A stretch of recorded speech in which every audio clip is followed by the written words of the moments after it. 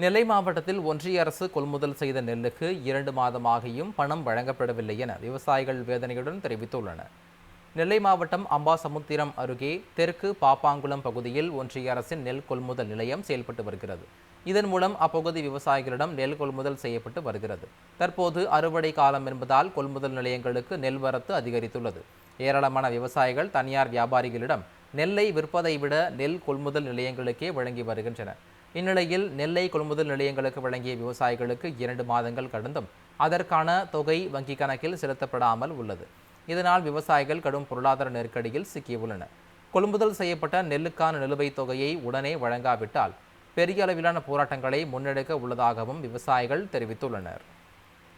நெல்லை மாவட்டத்தில் ஒன்றிய அரசு கொள்முதல் செய்த நெல்லுக்கு 2 மாதமாகியும் பணம் வழங்கப்படவில்லை என விவசாயிகள் வேதனையுடன் தெரிவித்துள்ளனர்.